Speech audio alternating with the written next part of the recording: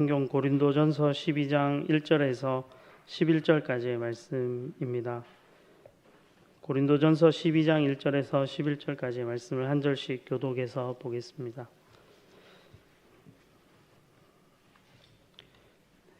제가 먼저 1절 말씀 읽겠습니다. 형제들아, 신령한 것에 대하여 나는 너희가 알지 못하기를 원하지 아니하노니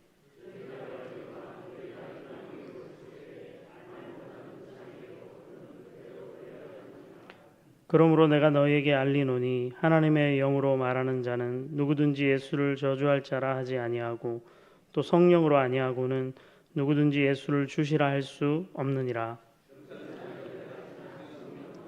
직분은 여러 가지나 주는 같으며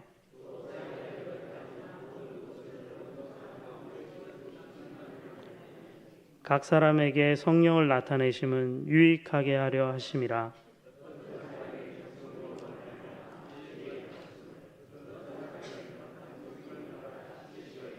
다른 사람에게는 같은 성령으로 믿음을, 어떤 사람에게는 한 성령으로 병 고치는 은사를,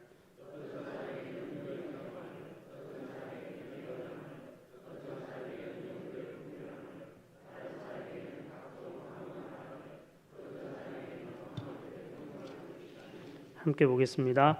이 모든 일은 같은 한 성령이 행하사 그의 뜻대로 각 사람에게 나누어 주시는 것이니라.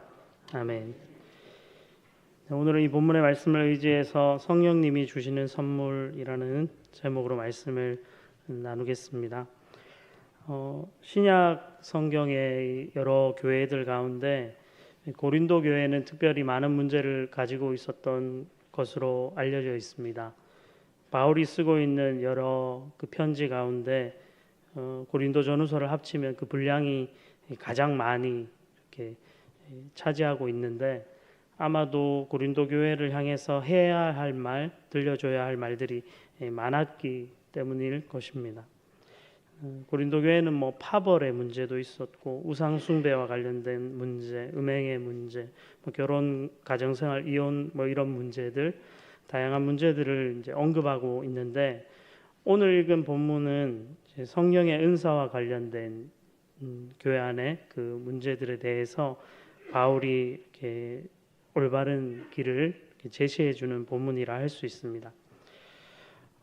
본문을 통해서 우리가 추정해 본다면 고린도 교회에는 은사와 관련되어서 어떤 다툼이 있었다고 볼 수 있는데, 한 두 가지 정도로 정리할 수 있습니다. 첫째는 과연 무엇이 신령한 것인가, 그리고 누가 더 신령한 것인가 라는 그 첫 번째 문제, 질문이고, 두 번째는 누가 더 큰 은사를 가졌는가 하는 것이 이제 두 번째 고린도 교회에 등장하는 문제입니다.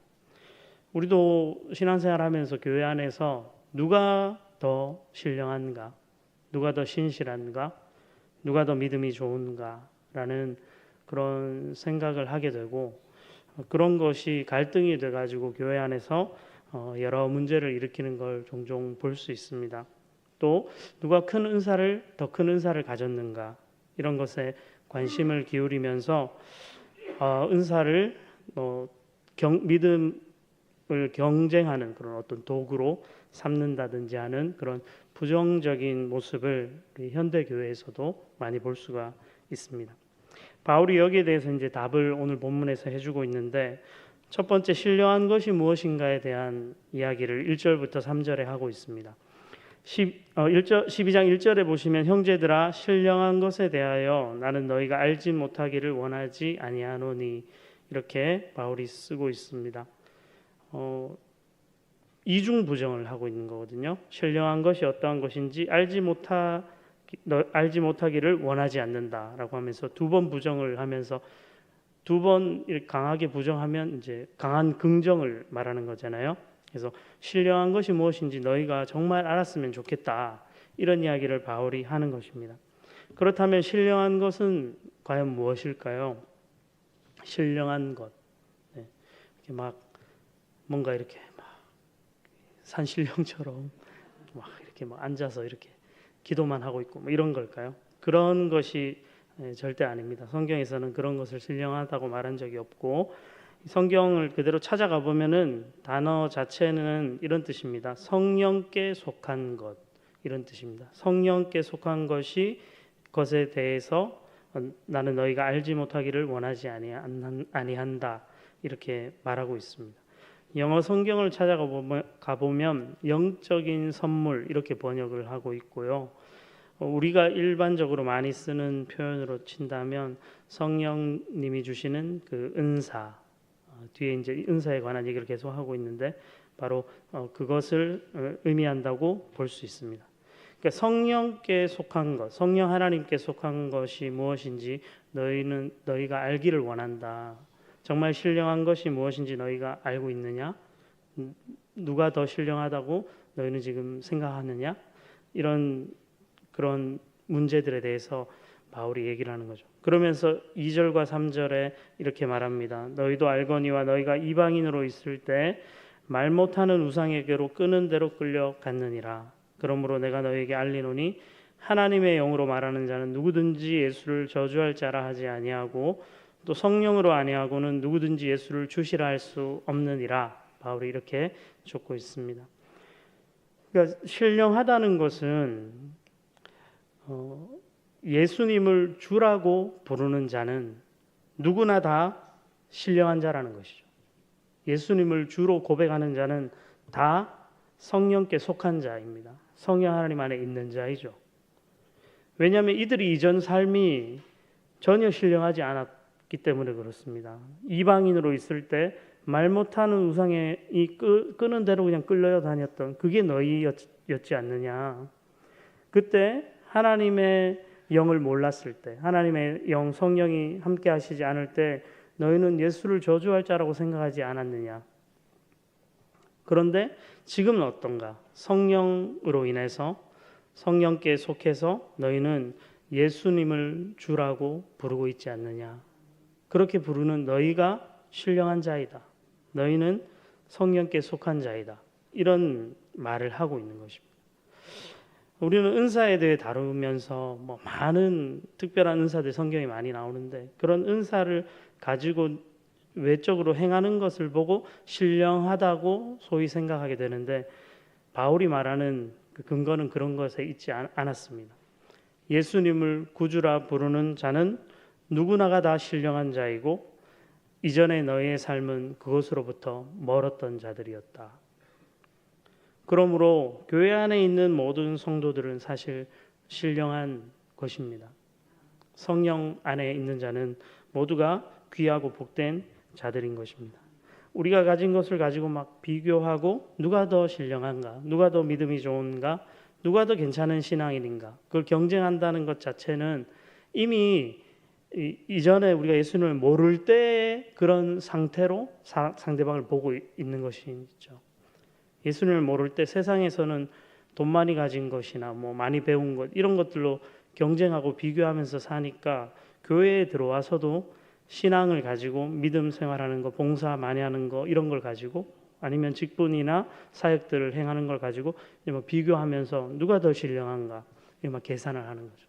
전혀 그런 것이 아니라는 겁니다. 예수 안에 있는 자, 예수님을 구주라고 부르는 자, 내 삶의 주인이라 부르는 자는 모두가 신령한 자, 성령 하나님께 속한 자라는 것을 우리는 늘 기억해야 합니다. 두 번째로 누가 더 큰 은사를 가졌는가라는 이 문제에 대해서 바울은 이야기를 하고 있습니다.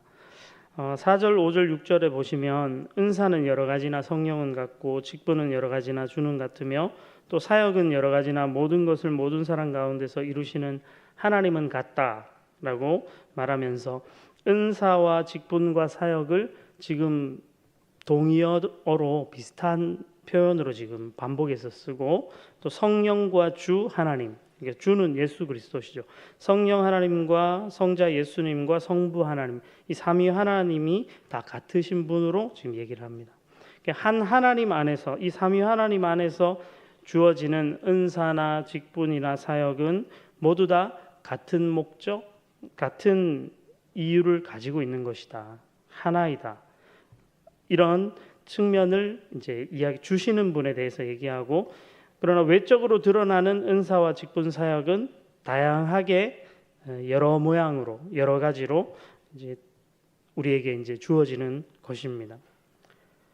은사, 직분 사역에 관해서 오늘 본문 뒤에 보면 28절 이하에 보면은 이게 상호 보완적으로 이 은사와 직분 사역에 대해서 쓰고 있는데 여기 보면 28절 말씀입니다. 고린도전서 12장 28절 하나님이 교회 중에 몇을 세우셨으니 첫째는 사도요, 둘째는 선지자요, 셋째는 교사요, 그 다음은 능력을 행하는 자요, 그 다음은 병 고치는 은사와 서로 돕는 것과 다스리는 것과 각종 방언을 말하는 것이라. 이렇게 이야기하면서 앞에 나오는 사도나 선지자, 교사는 직분이거든요. 성경 신약 성경에 나오는 이 직분과 그 다음에 또 일컫고 있는 것들은 뭐 능력을 행하는 거, 병 고치는 거, 뭐 돕는 거, 다스리는 거 이런 거 이제 은사이거든요. 이 직분과 은사를 같은 반열에 지금 두고 있는 겁니다. 이렇게 설명을 하면서 이것들이 다양하지만 여러 모양으로 가지고 있지만 그것을 주시는 주체 성령, 예수님, 성부 하나님은 한 분이시고 같은 목적으로 이것을 우리에게 주고 계시다는 것입니다. 그러면 그 이유가 무엇인가요? 7절이 이렇게 말합니다. 각 사람에게 성령을 나타내심은 유익하게 하려 하심이라. 아멘. 여기에 은사의 목적, 직분과 사역의 목적이 있습니다. 유익하게 하시기 위한 것, 유익입니다. 뭐 여러 유익을 말할 수 있겠지만 성령의 은사나 직분은 우리 하나님의 자녀들에게 주어지는 것이기 때문에 기본적으로는 그 개인에게 유익합니다. 여러분이 은사를 가지거나 교회에서 직분을 가지시거나 또 사역을 맡으신다는 것은 여러분 각자에게 유익한 것입니다. 좋은 것입니다. 물론 이렇게 사역을 하고 직분을 가지다 보면 힘드실 때가 있으실 거예요. 피곤하고 내가 이렇게까지 교회에서 뭐 일하고 봉사하고 선교하나 또 싫은 소리 한 번씩 듣고 뭐 그러면 이게 마음이 좋지 않을 때 있지 않습니까? 그러나 우리는 하나님의 말씀을 이제 신뢰하고 그 말씀을 따라가는 자들이잖아요. 예, 하나님은 분명히 직분과 사역과 은사가 유익한 것이라고 딱 얘기를 해놓으셨어요. 좋은 겁니다, 무조건. 직분은 좋은 것입니다. 유익한 것입니다. 은사도 마찬가지고 사역도 마찬가지. 근데 이게 내 개인에게 유익함 뿐 아니라 궁극적으로는 교회 안에 공동체 안에 은사와 직분과 사역은 유익을 줍니다.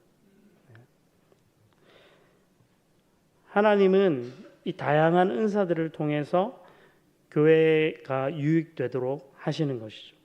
그러면 어떤 은사들을 오늘 본문에는 말하고 있을까요? 8절 이하에 지혜의 말씀, 지식의 말씀, 믿음, 병 고치는 은사, 능력 행함, 예언함, 영들 분별함, 또 각종 방언을 말함, 방언을 통역함 이런 은사들에 대해서 말하고 또 28절 이하에 아까 읽었죠. 제가 거기 보면은 직분 외의 은사들을 얘기하면서 서로 돕는 것, 다스리는 것, 가르치는 것 이런 것도 기록돼 있고 또 바울이 쓰고 있는 다른 서신서들을 읽어보면은 봉사하는 것, 말하는 것, 이제 말하는 것도 은사라고 성경에 보면 표현돼 있고 전도하는 것, 권면하는 것 이렇게 다양한 은사들에 대해서 말하고 있다는 것을 알 수 있습니다. 이 모든 것은 교회의 유익을 위해서 성령 하나님께서 주시는 것이죠. 11절에 보면 이 모든 일은 같은 한 성령이 행하사 그의 뜻대로 각 사람에게 나누어 주시는 것이니라 이렇게 말씀하고 있습니다. 하나님의 뜻대로 성령님의 뜻대로 각 사람에게 은사는 주어지기 때문에 이것을 가지고 누가 더 큰 은사를 가졌느냐 아니면 누가 더 의미 있고 가치 있는 일을 지금 교회에서 하고 있느냐 따지는 것은 어리석은 일입니다. 하나님께서 그분의 뜻대로 사람들에게 골고루 주시는 거죠. 저는 개인적으로 봤을 때 은사가 별로 없는 것 같은데 권면하고 이런 거 진짜 저 못합니다. 권면하고 뭐 이런 거는 잘 못하고 그럼 뭘 좀 잘할 수 있을 잘하는 것일까 생각해 보면 저는 좀 도와주는 거 남들 뭐 하고 있으면 가서 도와주는 거 그러면 좀 그런 거 좀 괜찮아요. 그리고 뭐 봉사하는 거 말씀 지식의 말씀 지혜의 말씀 이런 게 더 확실하게 딱 있으면 좋겠는데 그런 게 아니고 하여튼 뭐 돕는 거 뭐 이렇게 자질구레한 일 하는 거 땀 흘리는 거 이게 저한테 좀 스타일이 맞는 것 같은데 아무튼 모든 은사를 다 가질 수도 없고 다 주시지도 않고요. 각자에게 하나님의 뜻대로 성령의 뜻대로 주시면 그것을 가지고 여러분에게 유익이 된다는 걸 신뢰하시고 교회 공동체의 유익을 위해서 그것을 행하시면 됩니다. 그것으로 충분한 것입니다. 그걸 가지고 누가 더 큰 은사를 가졌냐, 누가 더 대단한 믿음의 사람인가를 따지는 것은 하나님께서 우리에게 원하시는 모습이 아닌 것이죠. 아마도 고린도 교회 안에는 이 논쟁이 아주 생각보다 컸기 때문에 바울은 참 지혜로운 사람이잖아요. 이 12장 끝에 보면 너희들이 그렇게 큰 은사를 바라고 누가 더 큰 은사를 가졌는가를 이렇게 경쟁하듯이 바라보느냐? 31절에 이렇게 얘기합니다. 너희는 그렇다면 더욱 큰 은사를 사모해라. 내가 또한 가장 좋은 길을 너희에게 보이리라 이렇게 말하면서 정말 가장 큰 은사를 원하냐? 그러면 내가 알려줄게, 보여줄게. 그게 먼저 아느냐? 바로 사랑의 은사다. 그러면서 13장 이 사랑장을 시작하는 것입니다. 아무리 대단하고 뛰어난 은사를 가져도 사랑이 없으면 아무것도 아니다. 이런 이야기를 딱 해버리는 거죠. 저도 신앙생활하면서 대단한 은사를 가지신 분들을 몇 번 경험해 만나본 적이 있습니다. 뭐 병을 고친다든지, 뭐 되게 믿음이 좋은 분들, 또 우리가 뭐 교회 역사 속에서 또 뭐 현대 교회 안에서도 뭐 조지 밀러 같은 그런 분은 기도로 고아원 사역하시잖아요. 오로지 기도함만으로 하나님이 채워주시는 대로 그런 분은 이제 믿음의 은사를 특별하게 가지신 분이죠. 그런 분들 보면 참 대단하지만 그 모든 것을 다 넘어서 있는 가장 최고의 은사는 사랑의 은사라는 것입니다. 그러므로 교회 안에서 사랑의 마음을 가지고 여러분에게 주어진 그 은사와 직분과 사역을 행해 가시면 됩니다. 사랑하기에 행하시는 거죠. 다른 성도를 사랑하기에 교회를 사랑하기에 그렇게 행하라고 바울은 우리에게 가르쳐주고 있습니다. 저희 교회 이름이 뭐죠? 아멘교회이지 않습니까? 좀 오해도 많이 받고 교회가 이름이 좀 특이하다, 특별하다. 저는 의미를 이렇게 생각해 보면 참 이름을 잘 지으셨고 좋은 것 같아요. 예수님이 아멘이란 말을 많이 하셨어요. 신약 성경의 복음서에 보면 내가 진실로 진실로 너희에게 이르노니 예수님이 이런 말씀 많이 하시잖아요. 그 원어 성경 가보면 이렇게 돼 있습니다. 아멘, 아멘, 레고 휘민 이렇게 돼 있어요. 아멘, 아멘, 진실로 진실로 레고 이르노니 휘민 너희에게 이렇게 돼 있는 거거든요. 진실로 아멘이라는 단어의 뜻은 그렇습니다, 맞습니다, 주님, 그렇습니다. 우리 교회 이름에 이렇게 적용해 보면 아멘 교회는 진실한 교회, 참된 교회, 교회라 불리기에 딱 마치 맞는 교회라는 뜻인 거예요. 그렇다면 우리 아멘 교회는 하나님께서 우리에게 보여주시고 가르쳐 주시는 대로 이 교회를 세워가야 하지 않습니까? 교회의 유익을 위해서 은사와 직분과 사역을 주시는데 그것은 다 다양해요. 정말 천차만별입니다. 뭐 그것을 갖고 어떤 분은 저는 이거밖에 못해서 이런 말 하시는데 그런 말을 하시면 안 됩니다. 교회에서는. 그게 하나님이 우리에게 주신 그 은사, 직분, 사역을 통해서 교회의 유익을 위한 일이면 다 신령한 것이고 복되고 귀한 것이기 때문에 내가 이게 작은 거라 그런 생각을 가지실 필요도 없어요.